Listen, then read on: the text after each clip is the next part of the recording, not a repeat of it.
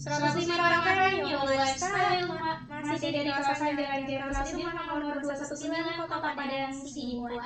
Assalamualaikum warahmatullahi wabarakatuh. Dan selamat pagi menjelang siang untuk seluruh warga Kota Padang, Sidimpuan dimanapun Anda berada. Baiklah, seperti biasa ya, di hari Jumat ini tepatnya tanggal 4 Agustus 2023, kita seperti biasa ada di program Obsesi, obrolan seputar kehidupan Islam, dan di hadapan Ici sudah ada Ukti Linda ya, yang akan memberikan pemaparannya tentang tema kita pada hari ini, yakni antara wacana investasi dan bahaya imperialisme. Baiklah, sebelum itu kita sapa dulu ya Ukti Linda di pagi menjelang siang hari ini. Assalamualaikum Ukti. Waalaikumsalam warahmatullahi wabarakatuh. Apa kabarnya nih Linda? Alhamdulillah luar biasa, tetap semangat. Allahu Akbar. Baiklah, sudah siap untuk memberikan materi kita pada hari ini? Insya Allah. Dan ini materinya kayaknya Ada sedikit nanti kalau berat ini aja panggil teman ya. Maksudnya apa kan gitu. Baiklah, kalau begitu pada Ukti Linda dipersilakan. Baik. Assalamualaikum warahmatullahi wabarakatuh. Alhamdulillahirabbil alamin wahdahu wassalatu wassalamu ala asrofil anbiya'i wal mursalin wa ala alihi wa sahbihi ajma'in. Allahumma shalli ala Muhammad wa ala ali Muhammad. Segala puji bagi Allah, Tuhan semesta alam yang masih memberikan kita nikmat untuk bisa taat kepadanya, untuk bisa meraih ridhonya dan meraih ampunannya. Mudah-mudahan apa yang kita bahas pada hari ini menjadi saksi kelak di yaumul akhir bahwa kita itu berada di barisan orang-orang yang senantiasa merindukan kebangkitan Islam, senantiasa merindukan ketaatan kepada Allah dengan sebenar-benar takwa dan mampu untuk mengemban dan menginginkan ya Islam itu kembali menjadi rahmatan lil alamin sebagaimana yang dulu pernah ada. Serta salawat dan salam yang berlepaskan Allahumma sholli ala Muhammad wa ala ali Muhammad.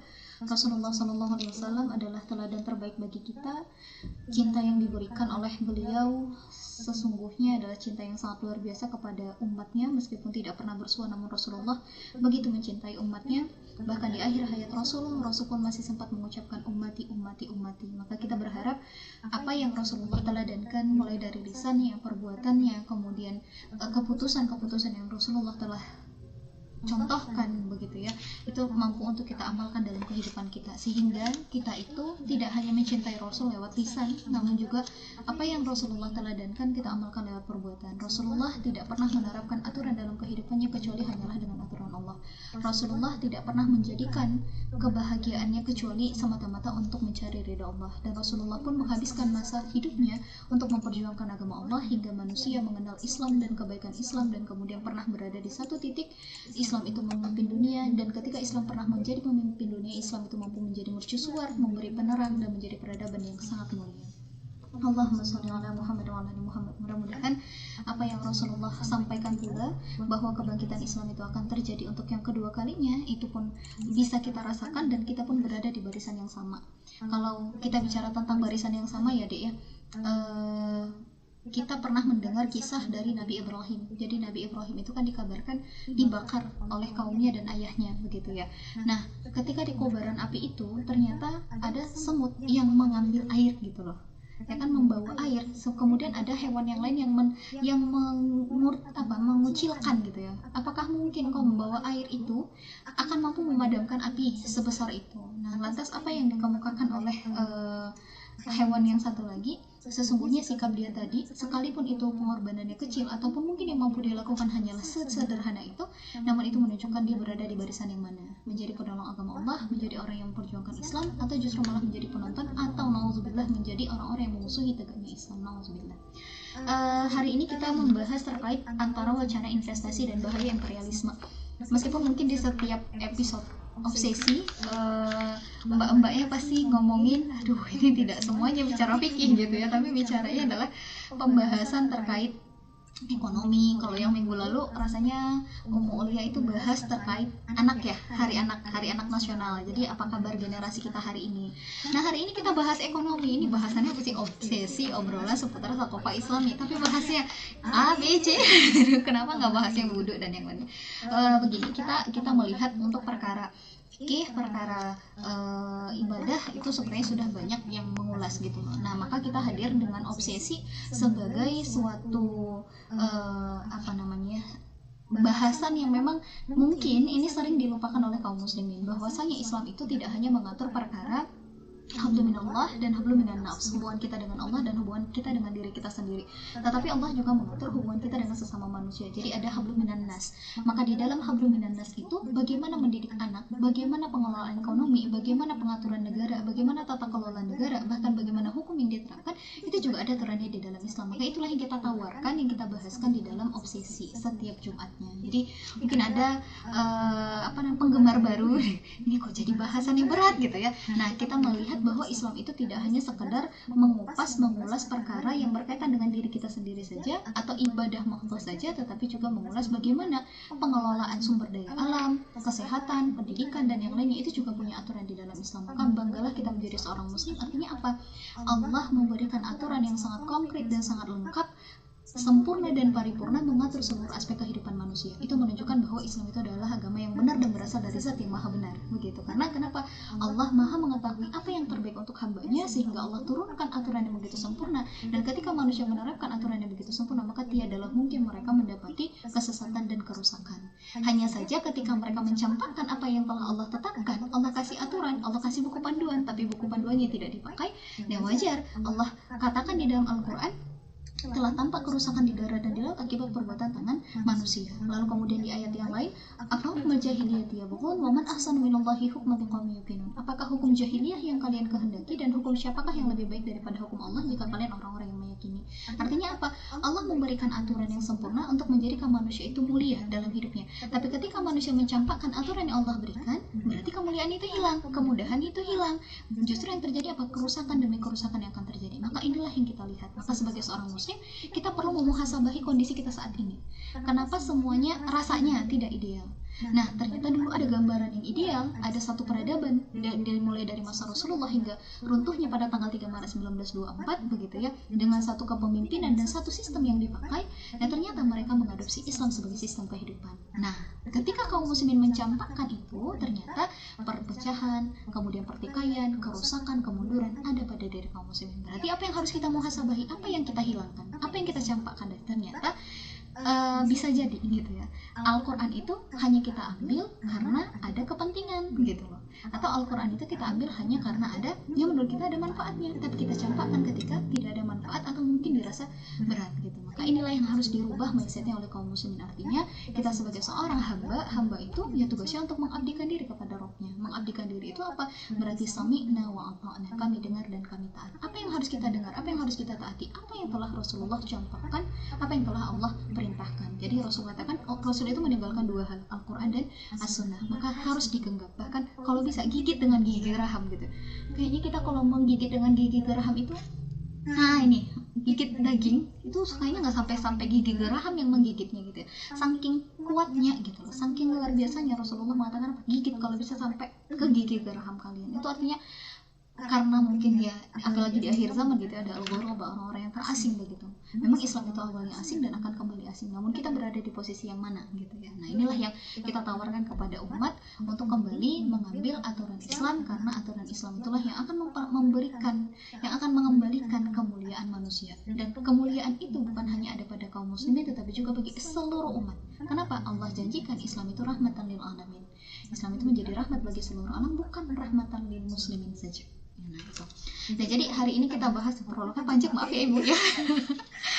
Ini antara wacana investasi dan bahaya imperialisme. Sebenarnya ini kita ambil dari fakta ya, yang beberapa waktu yang lalu Presiden RI sedang melakukan kunjungan ke wilayah negeri tirai bambu, negeri Cina gitu ya, dan katanya membuahkan hasil. Apa hasilnya? Cina itu akan mengguyur Indonesia dengan investasi sebesar 11,5 miliar US dollar atau setara dengan 175 triliun, dengan asumsi 1 dolar itu setara dengan 15.107 US dollar. Nah, dan nantinya yang 175 triliun investasi ini akan dibuat kerjasama dengan perusahaan asal Cina. Jadi nama perusahaan itu adalah Vindi ya, International Investment Limited dan berencana menanamkan investasinya untuk industri kaca panel surya di Indonesia. Dan kalau kita lihat dari kondisi ini, gitu ya, rencana investasi ini juga akan dibuat dalam bentuk pengembangan ekosistem rantai pasok industri kaca serta industri kaca panel surya di kawasan Rempang, Kota Batam, Kepulauan Riau. Dan menurut dari orang yang salah satu menteri ya yang ada di negeri ini mengatakan bahwa investasi ini akan menyerap sekitar 35.000 tenaga kerja. Mungkin sekilas kita akan melihat nih, apalagi anak-anak yang lagi kuliah, 35.000 tenaga kerja, saya lulus tahun ini saya bisa kerja di sana kan gitu. Nah, bahkan dijanjikan pula ternyata dari pemerintah kita akan memberikan kemudahan yang sangat luar biasa kepada Vinyi Group. Kalau misalnya nanti di lapangan ketika dalam berinvestasi ini direalisasi akan terjadi hambatan, maka pemerintah sudah menjamin akan ada kemudahan. Nah, sepertinya kita itu sumringah mendapati adanya cenderamata dari wilayah negeri Cina gitu ya. Kita kayaknya sumringah kali dapat investasi. Nah, padahal kalau kita pikir-pikir, apa iya investasi itu akan memberikan kemudahan sebagaimana yang kita pikirkan di awal? Yang harus kita dudukkan pertama adalah investasi itu bukan hibah. Kalau hibah, kakak kasih uang ke lupa nih saya nih ke RJ-nya gitu ya. Nah, saya kasih si Fulan ngasih uang ke si Fulanah misalnya, dikasih ya hibah itu tidak perlu dikembalikan. Tapi kalau yang namanya investasi ini adalah nama indah dari hutang piutang. Jadi berarti kalau yang namanya investasi harus balik. Nah, itu yang harus kita dudukkan pertama. Jadi kalau kita dapat investasi dari Cina, terus nanti akan dibuka lapangan kerja sampai 35.000 orang, ya mungkin kita menganggap oh ini bagus gitu ya. Tapi apakah memang sesederhana itu? Ternyata kalau kita mau menelisik, ada bahaya imperialisme di depan mata yang harus tetap kita waspadai. Nah, kalau kita lihat dari sebelumnya ya, bagaimana kondisi realisasi investasi di Indonesia dari tahun 2022 sejak bulan Januari sampai September, itu utang Indonesia untuk yang direalisasi ya setelah melakukan kerjasama dengan beberapa negara ada sampai 892,4 triliun.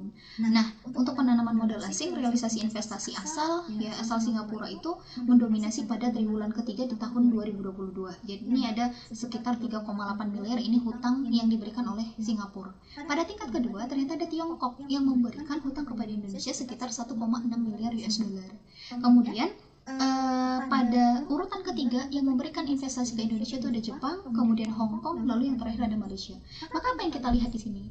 Kita bisa melihat bahwa Tiongkok itu mampu menggeser posisi Jepang, posisi Hong Kong, dan posisi Malaysia untuk menjadi penanam modal asing terbesar di Indonesia kedua. Nah, maka kalau kita lihat dari hal ini, ternyata Cina itu sudah punya proyek yang namanya OBOR. OBOR itu One Belt One Road. Jadi nantinya sejak beberapa ini dari beberapa tahun yang lalu kemudian melakukan kerjasama dan realisasinya itu di awal adalah pada tahun 2018. Jadi dari OBOR ini apa? Cina itu menawarkan ke beberapa negara-negara yang khusus yang ada di Asia Pasifik untuk meminjam uang dari Cina. Salah satu yang sudah terrealisasi di Indonesia adalah adanya kerjasama di pembangunan kereta api cepat Jakarta-Bandung. Itu juga menggunakan OBOR One Belt One Road. Nah, maka kalau kita lihat di sini, apa yang menjadi bahayanya kan gitu ya? Kan kereta api cepatnya terbuka. Makanya kereta api cepatnya kan kelar gitu ya. Tadi pas kita bincang-bincang sebelum mulai, ternyata kereta api cepat di Indonesia itu pembangunannya tukang lesnya juga dari Cina kan gitu. Nah, itu nanti coba kita uraikan di mana letak bahaya yang lebih real gitu ya. Nah, utang dan investasi asing sesungguhnya ini bisa menjadi pintu penjajahan. Ya, utang dan investasi itu bisa menjadi pintu penjajahan. Kenapa? Investasi asing itu semestinya tidak dipandang sebagai sesuatu yang mampu meratakan pembangunan yang ada di dalam negeri, ataupun dengan hutang yang kian menumpuk gitu ya. Meskipun kita ya mungkin merasa negeri kita ini baik-baik saja, atau mungkin secara teori ya berdasarkan rasio yang ada antara utang dengan PDB, produk domestik bruto, rasanya masih aman. Kenapa? Karena masih di posisi 60%. Tapi seharusnya Indonesia itu harus menjadi was-was. Kenapa? Logikanya, kalau ada orang hidupnya banyak hutangnya, apakah mungkin hidupnya tenang? Kalau ada seseorang dia punya hutang banyak gitu ya, bahkan triliunan, apalagi jika ini yang berhutang adalah negara dengan nominal yang triliunan tadi, normalnya pasti akan cemas. bukan biasa-biasa aja, bukan tenang-tenang saja gitu ya. Dan kalau kita lihat dari kondisi yang ada sekarang hingga Juni 2023, total utang Indonesia itu sudah mencapai 7.805,19 triliun rupiah. Jadi kalau dibagi dengan jumlah penduduk berapa Kak? Kurang lebih 30 juta per orang. Tapi kan Indonesia kaya. Iya, tapi nanti coba kita lihat dengan hutang itu. Salah satu fakta yang sudah terlihat adalah di triwulan pertama Indonesia untuk membayar hutang di tahun ini saja, untuk membayar bunga hutang kita harus nambah hutang. Tadi 7 ribuan triliun, itu bukan dengan bunga hutang. Ngeri Kak ya, itulah gambarannya. Itulah yang terlihat. Tapi kalau kita lihat, kebayang nggak kalau kita punya hutang lalu kemudian tidak mampu untuk kita bayar, apa yang akan terjadi? Nah, salah satunya ya, yang mungkin ini nanti akan diulang lagi bahasannya. Salah satu negeri yang tidak mampu membayar hutang kepada Cina itu adalah Sri Lanka. Sri Lanka itu tidak mampu membayar hutang untuk pembangunan bandara dan pelabuhannya. Alhasil apa yang terjadi dengan Sri Lanka? Dia hanya mampu bayar beberapa waktu. Kemudian sekarang yang terjadi adalah pelabuhan dan bandara itu dikuasai oleh Cina hingga 99 tahun yang akan datang. Nah, salah satu isunya juga, tapi ini mungkin nanti coba kita cross check bersama. Zimbabwe itu kan juga punya hutang yang sangat banyak dengan Cina. Apa yang terjadi? Tidak mampu membayar, dan untuk mengobati pola ya. Untuk menyelesaikan hutang piutang itu, salah satu yang dilakukan adalah dengan mengganti mata uang Zimbabwe dari mata uang lokal kemudian menjadi mata uang yuan. Nah, kalau kita lihat dengan kondisi Indonesia sekarang, ada yang namanya LCS ya, Local Currency Settlement. Jadi dari Local Currency Settlement ini Indonesia melakukan kerjasama dengan beberapa negara, termasuk dengan bilateral Tiongkok begitu ya. Namun ketika melakukan kerjasama ekonomi dengan investasi dengan Cina, ternyata kita tidak lagi menggunakan mata uang dolar Amerika, tapi sudah menggunakan mata uang rupiah dengan yuan. Baguslah Kak, berarti nanti mata uang kita naik. Iya, mungkin satu sisi kelihatan begitu gitu ya, tapi di sisi yang lain Anda tidak mampu untuk melunasi, lalu kemudian ditambah lagi dengan kondisi mata uang yuan itu senantiasa mengalami devaluasi. Nah, artinya apa? Dia senantiasa mengubah gitu ya, dan ini pasti akan berefek dengan nominal hutang yang kita punya. Alhasil, kalau misalnya nanti Indonesia juga tidak mampu untuk melunasinya, kan satuannya bukan ke dolar lagi tapi sudah ke yuan, berarti ketergantungan terhadap yuannya juga akan semakin meningkat. Nah, ini yang mungkin sekilas akan terlihat gitu ya, meskipun tadi bahasanya kalau kita dapat investasi besar, kita bisa buka lapangan kerja, kita bisa buka industri dan yang lainnya. Tapi tidak sesederhana itu. Akan ada bahaya imperialis, ada bahaya penjajahan di baliknya gitu. Nah, itu yang kalau kita lihat ya dengan kondisi sekarang. Meskipun mungkin menurut pandangan kapitalisme, satu negeri punya hutang itu sah-sah saja. Bahkan negara Amerika saja punya hutang gitu ya. Masa iya Amerika punya, dia termasuk negara miskin berdasi gitu bahasanya ya. Jadi kalaupun misalnya banyak yang mengapresiasi, tapi seharusnya apa? Kita juga harus mengkritisi utang yang ada di negeri kita gitu ya. Nah, dan daripada kita sibuk membela diri A dan B gitu ya, kan bagus kan ini. Coba kita lihat dulu apa sebenarnya yang ada di balik ini. Pertama, bahaya utang dan investasi bagi Indonesia. Pertama adalah akan ada ketagihan untuk berhutang dan ketergantungan. Ini yang pertama. Selama masih di bawah 60%, hutang yang ada di negeri kita itu dianggap aman dari total APBN kita gitu ya. Nah, akhirnya kalau masih belum mencapai angka 60%, apa yang terjadi? Oh, berarti masih bisa ngutang. Belum kok, masih segini gitu ya dari PDB, masih segini. Nah, artinya apa? Pasti kan kalau masih kurang ya udah utang lagi. Nggak sanggup bayar, utang lagi, kan gitu. Berarti akan muncul ketagihan untuk berhutang. Nah, dengan alasan apa? Untuk pembangunan infrastruktur, kemudian juga pembangunan yang proyek-proyek besar yang membutuhkan tangan dan modal investor. Seperti apa? Proyek IKN, tidak bisa kita pungkiri. Untuk pembangunan ibu kota negara baru, Indonesia itu butuh sampai 400 sekian triliun. Itu yang pertama. Terus ada proyek EBT. EBT itu apa? Proyek energi baru terbarukan. Nah, ada 2 proyek EBT yang saat ini sedang digadang-gadang, yakni pembangkit listrik tenaga air,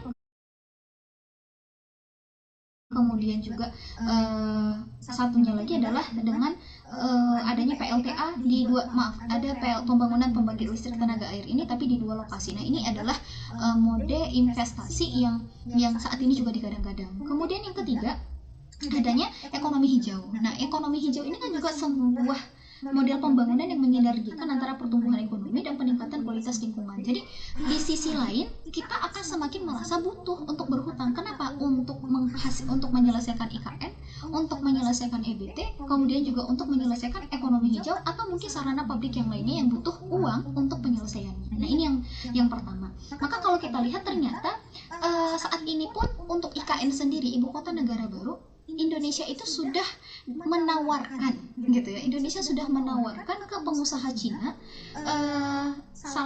pengusaha negara tirai bambu di Chengdu Cina, untuk apa? Untuk membuka investasinya sebanyak 34.000 hektar yang ada di IKN. Jadi nanti ada lahan sebanyak 34.000 hektar di IKN itu nanti akan dikelola oleh investor Cina. Nanti mereka boleh buka untuk bidang usaha di bagian kesehatan, usaha di bagian pendidikan, atau nanti di infrastruktur.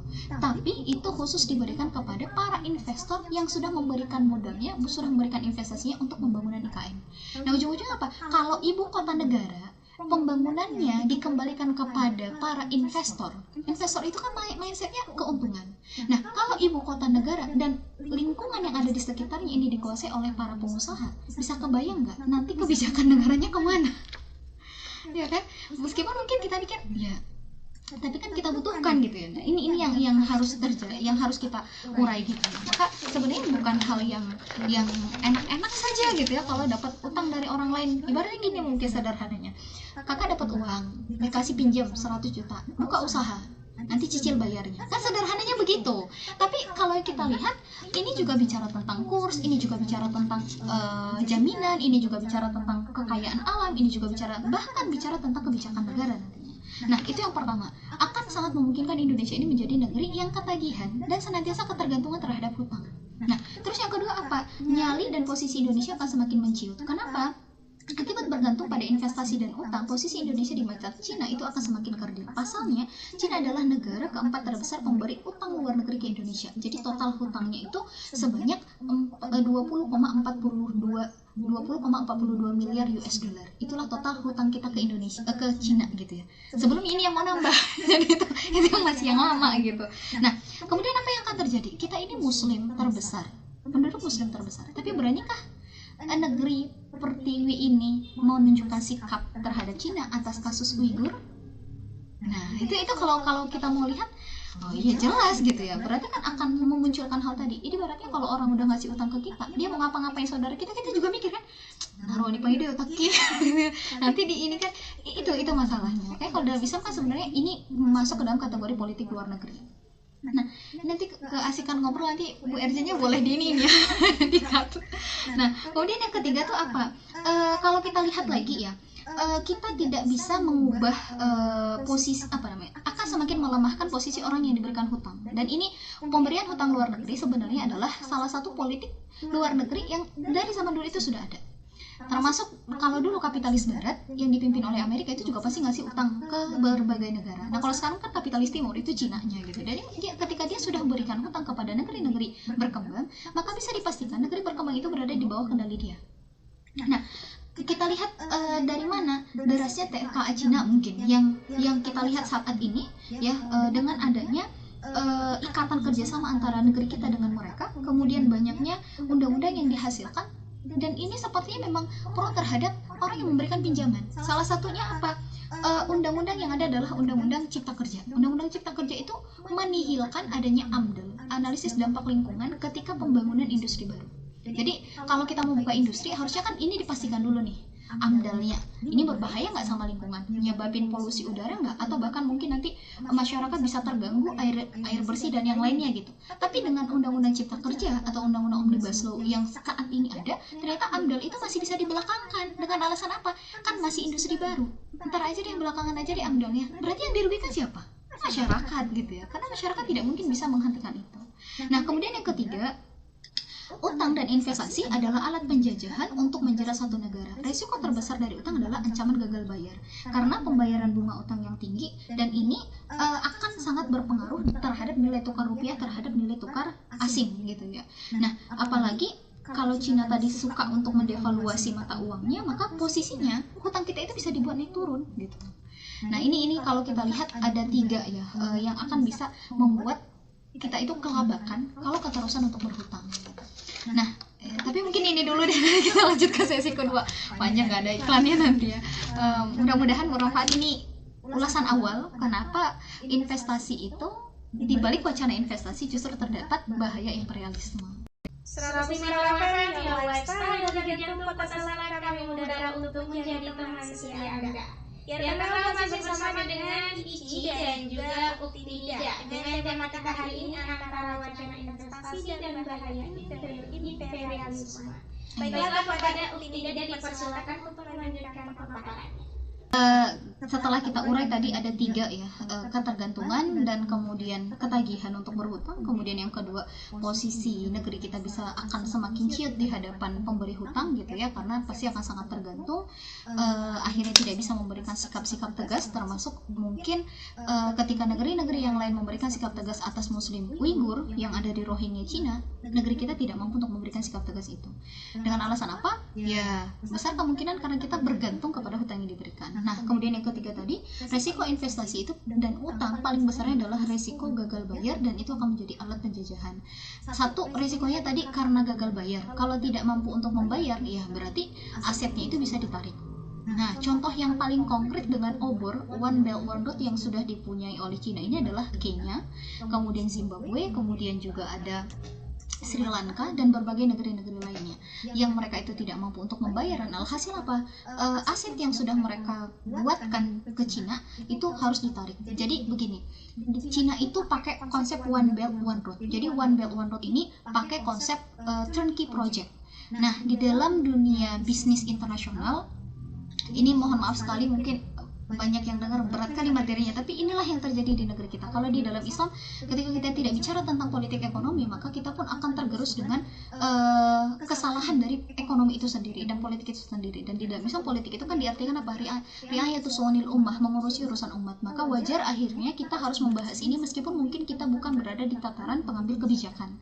Nah, artinya apa? Sesama muslim itu ya harus mampu melihat apa sih yang saat ini terjadi di negerinya dan harus mampu melakukan perbaikan gitu ya.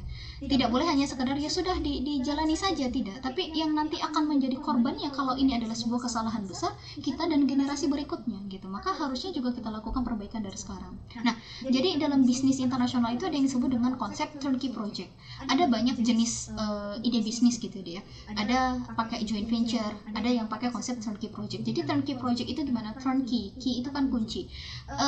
Ichi minta ke kakak, kita pakai konsep turnkey project. Kak, bangunkan saya rumah. Rumahnya itu ini, saya punya tanah sekitar 2 hektar. Tolong bangunkan rumah. Bentuk rumahnya begini. Nah, kemudian Ichi datang ke kakak, terus kakak bilang gini, oke, boleh kita buatkan. Tapi di dalam konsep turnkey project, Ichi tidak perlu memikirkan siapa tukangnya, dari mana materialnya, kapan mulai dilakukan, mungkin ya pokoknya nanti tinggal terima kunci ketika tanggal kesepakatan sudah dibuat. Jadi Ichi bilang, saya mau nanti rumahnya selesai 2 bulan. Pada tanggal 30 September itu sudah kelar. Maka pada tanggal 30 September Ichi hanya diberikan kunci, rumah itu sudah selesai, tidak perlu memikirkan siapa tukang dan yang lainnya gitu ya, siapa pekerjanya, materialnya, tapi tinggal terima kunci saja. Nah, ketika kamu terima kunci, berarti pada saat itu sudah berlaku pembayaran pencicilan hutang. Nah, inilah yang masuk dalam konsep obornya Cina, makanya sangat berbahaya. Kalau tadi dikatakan akan membuka lapangan kerja, faktanya tenaga kerja asing itu akan banyak. Kenapa bisa begitu? Turnkey project. Kalau perlu, pasirnya pun dia bawa dari negara dia. Makanya tenaga kerjanya juga dia bawa dari negaranya. Alhasil apa? Kalau pakai turnkey project, mungkinkah akan terbuka lapangan kerja? Itu yang pertama.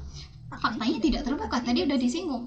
Tukang lasnya saja pun dari mereka. Alasannya apa? Oh, katanya kalau tukang las Cina itu lebih pandai untuk membuat lasnya itu jadi lebih padat apa segala macam. Saya rasa tidak gitu ya. Tapi ini sudah ada dalam kebijakan dunia internasional yang kita menyepakati itu dengan konsep turnkey project punya Cina. Nah, maka ini sangat berbahaya. Kita nanti kalau sudah selesai kereta api cepat, selesai IKN, tinggal bayar. Nggak sanggup bayar gimana? Nah itu. Kemudian yang kedua, apalagi bahayanya kalau kita lihat ketika hutang itu sudah banyak mencengkram satu negeri dengan hutang luar negerinya, maka dominasi perusahaan asing di pasar domestik dan berpotensi mematikan pasar lokal seperti UMKM ini akan terlihat jelas. Coba kita nanti jalan-jalan ke pasar yang ada di Padang Sidempuan, berkurang nggak keramaiannya, pendapatannya, atau dalam istilah ekonomi itu makin lesu nggak ekonominya? Kalau misalnya makin lesu, boleh di cross check ini karena apa? Ternyata derasnya produk dari luar negeri. dari luar negeri ini dari mana Mbak gitu kan ya. Ternyata kalau kita lihat salah satunya kan dari negeri tirai bambu juga, dari Cina juga produknya gitu. Kenapa bisa diberikan akses sebesar itu? Kita balik lagi, coba di cross check lagi. Ternyata di tahun 2015 kita ada pasar MEA, Masyarakat Ekonomi ASEAN. Di Masyarakat Ekonomi ASEAN kan cara pandangnya semua negeri yang ada di dalam ASEAN itu boleh melakukan penukaran barang, boleh melakukan jual beli, itulah sederhananya. Tapi tahu tidak, ternyata Amerika dan Cina masuk dalam MEA. ASEAN nggak ASEAN gitu ya. Nah nanti 2025 kita akan masuk pasar bebas Asia Pasifik. Cina, Amerika masuk lagi, mungkin Cinanya wajar dia masuk. Kenapa? Karena dia masuk dalam Asia gitu ya. Tapi sebenarnya itu adalah negeri Asia yang berhubungan dengan Samudra Pasifik. Dia kan nggak masuk gitu.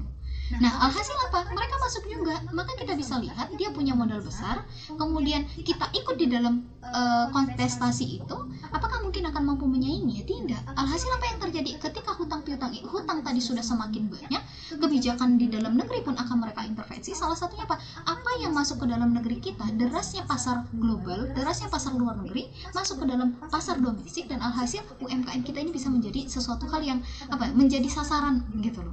Takutnya nanti akan lebih banyak lagi yang gulung tikar. Ini fakta yang juga tidak bisa kita pungkiri. Kemudian apa? Dari sisi penjajahan sumber daya alam. Alhasil yang terjadi apa? Kalau kita saja minjam uang ke bank, ada agunannya. Nah, kalau negara minjem utang ke luar negeri, pasti dong ada agunannya. Agunannya apa? Nanti sumber daya alam dikelola oleh mereka dengan tender. Itulah yang terjadi. Maka kenapa kekayaan alam kita nggak balik ke kita nih? Coba lihat lagi klausul-klausul yang ada, perjanjian luar negeri yang ada.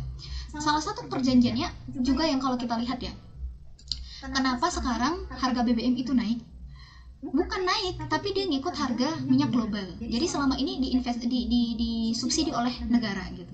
Tapi dengan adanya perjanjian-perjanjian tadi di MEA dan yang lainnya, dan nanti pas di tahun 2035 kita masuk pasar bebas dunia. Kalau yang namanya pasar bebas dunia, orang kalau mau jualan di Indonesia nggak hanya sekedar mau ambil bahan bakar yang bentuknya mentah gitu ya, tapi dia juga pengen jual BBM-nya di Indonesia. Nah kalau dia mau jual BBM di Indonesia, harga minyak dunia mungkin 10.000, ternyata di Indonesia harganya 6.500. Kenapa 6.500? 3.500-nya disubsidi sama negara. Nah, maka apa yang harus dilakukan? Subsidi ini harus dihilangkan biar harganya sama-sama 10.000. Jadi orang lain pun kalau mau jual BBM di Indonesia gampang. Apa yang bisa kita lihat dari situ? Bagian hulunya gitu ya, bagian hulunya di penambangan bahan mentahnya ada mereka. Ada investor asing di situ. Bagian pembuatan dari bahan mentah jadi setengah jadi ada mereka. Yang jual minyaknya mereka juga. Apa yang bisa didapat oleh negeri? Itulah yang terjadi di balik adanya wacana investasi tadi. Kan kalau investasi, nah kami buka ya tambang, kami kelola ya tambang gitu ya. Nanti tambangnya itu saham kamu sekian dan yang lainnya. Tapi kan di awal yang seperti itu, ke belakangnya gitu. Nah ini yang kalau mau kita lihat gitu. Kalau yang sebelumnya kita diacak-acak oleh kapitalis barat, termasuk salah satu PT Freeport yang ada di Papua gitu ya, yang dulunya gunung sekarang sudah kawah, ternyata banyak emasnya, dan sampai 2041 itu sudah dipastikan tidak akan kembali ke pangkuan Pertiwi. Dengan investasi yang ada ini kayaknya isinya udah nah, tapi itu masih sedikit gitu loh deh ya. Nah ini sekarang mau diacak-acak lagi sama kapitalis timur. Apa yang mau didapat sama negara kita gitu? Apa yang mau didapat sama generasi kita? Alhasil sekalipun investasi itu deras, apakah berkesinambungan dengan bukanya lapangan kerja gitu ya? Justru kan banyak yang tidak sesuai gitu ya. Makin banyak investor, rasanya pengangguran juga makin tinggi gitu. Nah kemudian kalau kita lihat lagi, ini banyak bahaya-bahayanya ya. Jadi kalau tadi kalau kita lihat biasanya kalau di investasi itu senantiasa dibilang ada tujuh hal plus gitu lah ya. Ketika ada penanaman modal asing yang masuk ke dalam negeri kita, misalnya nanti akan tertingkatkannya kesejahteraan. Kenapa? Karena sudah banyak investasi, banyak yang buka usaha dari industri-industri besar, kemudian tenaga kerja terserap, nanti otomatis akan mengurangi tingkat kemiskinan, pengangguran dan yang lainnya. Faktanya kan gitu, kita bicara fakta gitu ya.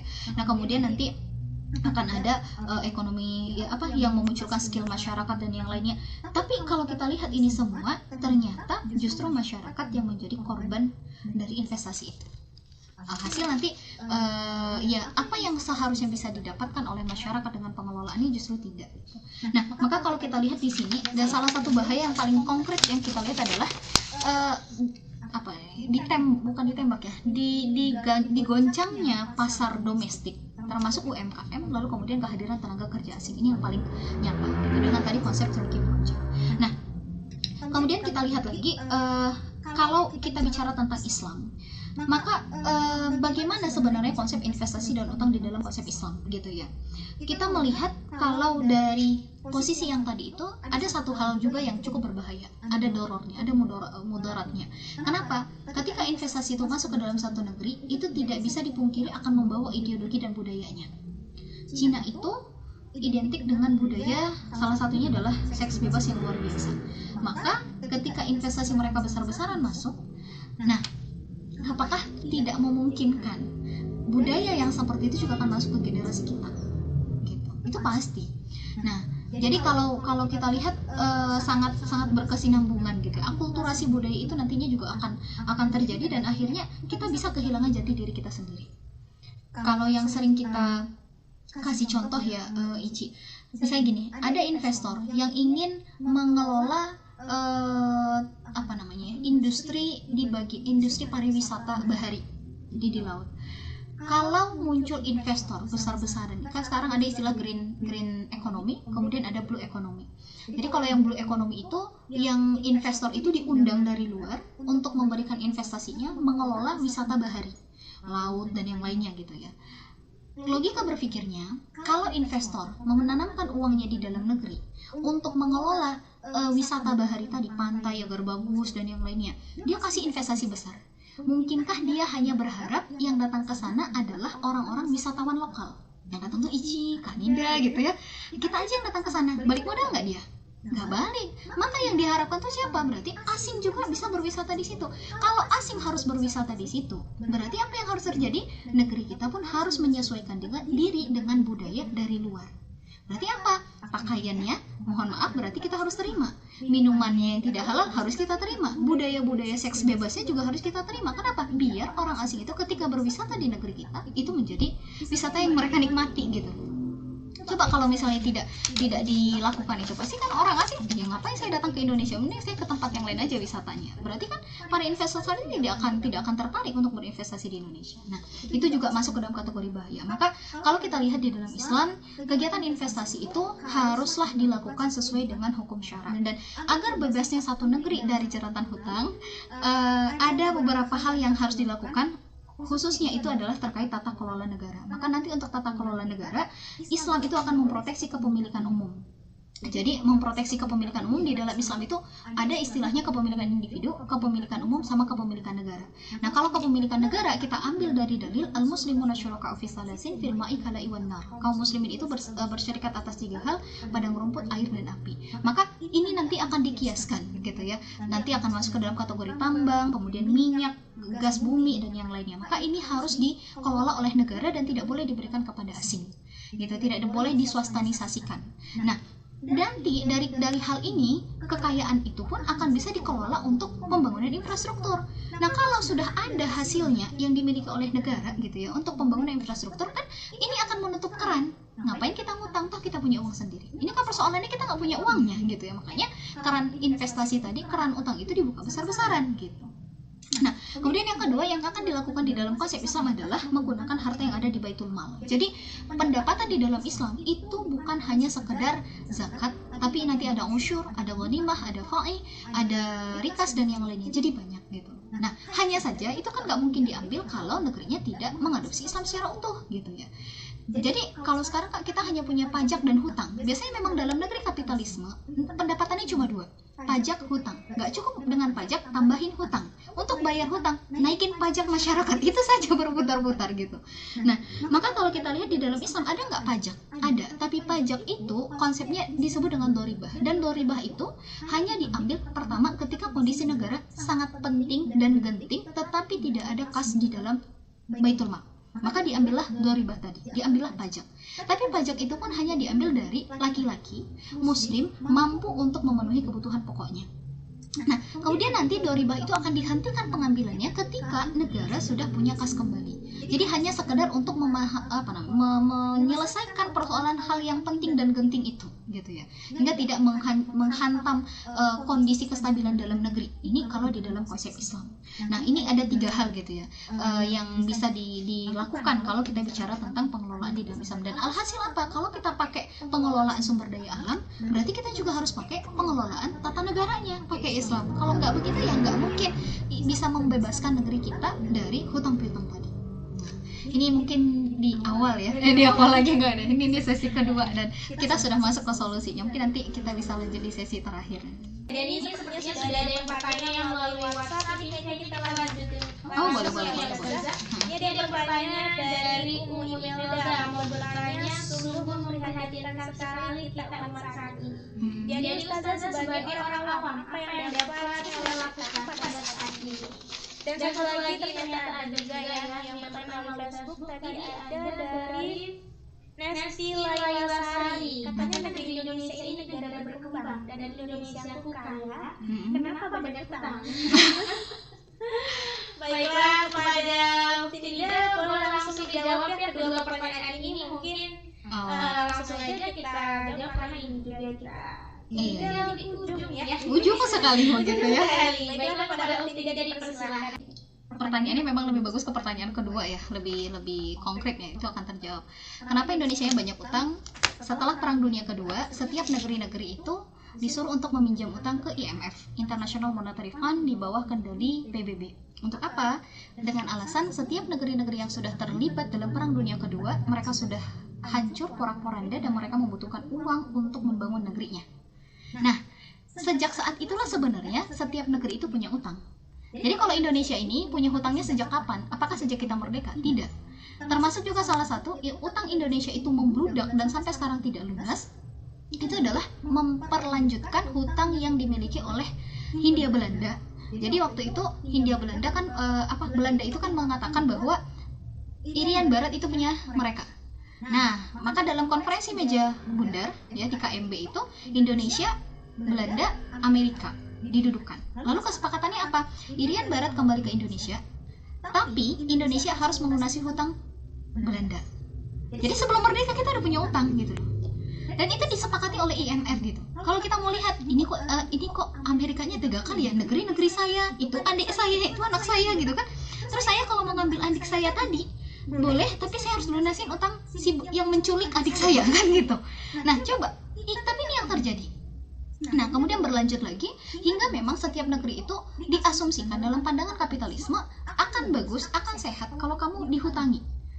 Jadi gini Ici, kalau dalam teori ekonomi kapitalis, kalau kita tidak ngutang dan tidak dipercaya untuk menerima hutang, berarti kita bukan orang yang bagus. Tapi kalau misalnya banyak orang yang mau ngutangin uang ke kita, oh berarti kita orang yang terpercaya. Itulah teorinya. Padahal ini sebenarnya masuk ke dalam jebakan gitu ya. Ini masuk dalam jebakan. Ketika satu negeri sudah diberikan hutang piutang, maka akan banyak sekali klausul yang harus disepakati. Makanya di dalam Islam hutang piutang tadi akan diselesaikan sebelum satu negeri itu berhutang kepada yang lain. Ada solusinya. Lihat nih, kekayaannya ada nggak? Kepemilikan umumnya nggak cukup. Lihat Baitul Mal, nggak cukup juga. Berarti solusi terakhir apa? Doribah, minta pajak dari orang-orang yang mampu tadi. Kalaupun tidak bisa, nah mungkin itu sudah gambaran paling berat lah itu gitu ya. Makanya di dalam Islam itu sebenarnya mulai berhutangnya setelah masa kekhilafahan yang belakang-belakang. Di awal itu nggak ada gitu. Bahkan kalau kita lihat dulu di salah satu masa kekhilafahan Islam gitu ya, di masa Khalifah Al-Mansur, dia mampu mendanai pembangunan kota Baghdad tanpa embel-embel investasi maupun hutang. Dan kondisinya pada waktu itu untuk pembangunan kota Baghdad membutuhkan sampai 3,88 juta dirham. Ya, nanti bolehlah dikalikan 1 dirham itu kurang lebih 40.000. Nah, dengan sistem pengelolaan kekayaan yang sesuai dengan syariat gitu ya, maka Islam pada waktu itu mampu menyejahterakan masyarakatnya dan kas negaranya pun senantiasa mengalami surplus. Bahkan setelah kekhalifahan Al-Mansur meninggal dunia, harta di dalam kas negara itu masih surplus sampai 810 juta dirham. Ini kalau sekarang surplus enggak, di mana-mana defisit gitu ya. Alhasil apa? Kalau defisit, kalau kurang tiap tahun itu naikin pajak atau tambah hutangnya, itu aja yang terjadi. Maka apa yang harus kita lakukan? Kita bisa melihat pengelolaan Islam gitu ya terhadap satu negeri itu sudah sangat jelas, dan aturan Islam itu bukan berasal dari manusia. Ketika manusia itu membuat aturan atas dirinya sendiri gitu ya, atau atas masyarakat yang ada, manusia itu punya keterbatasan. Nah, ketika orang yang terbatas ini disuruh ngurusin yang besar, maka jelas akan memunculkan hal-hal yang tidak sempurna. Maka yang seharusnya kita lakukan apa? Kembali kepada aturan yang telah menciptakan kita gitu. Nah, maka institusi tadi pun sekaya-kaya, ini ada kalimat yang luar biasa ya, sekaya-kaya satu negeri dengan kekayaan alam yang ada tidak akan berguna jika tata kelola negerinya masih dikendalikan oleh para pengusaha. Inilah yang harus kita lihat. Jadi kalau sekaya apapun tapi kalau dikelola oleh para pengusaha ya tetap tidak akan baik. Sebaik-baiknya pemimpin, jika politik ekonominya masih bertumpu pada sistem ekonomi kapitalisme, maka jangan berharap akan terjadi kesejahteraan dan kemandirian. Nah, suatu negara, termasuk negeri kita, bisa akan menjadi negara adidaya hanya dengan menerapkan aturan Islam. Itulah yang kita pahami sebagai seorang muslim gitu. Jadi kalaupun tadi kita lihat, oh berarti Cina kaya ya kak, ya lihat negerinya, angka bunuh dirinya juga tinggi, eksploitasi tenaga kerjanya juga tinggi. Lihat Jepang, sama. Lihat Amerika, negara miskin berdasi. Bahkan ketika kemarin COVID juga tidak mampu untuk menyeimbangkan apa yang ada di negerinya. Eropa sama juga, mereka punya Uni Eropa, tapi banyak yang sudah keluar dari Britania Raya. Dengan alasan apa? Tidak mempercayai lagi adanya Britania gitu.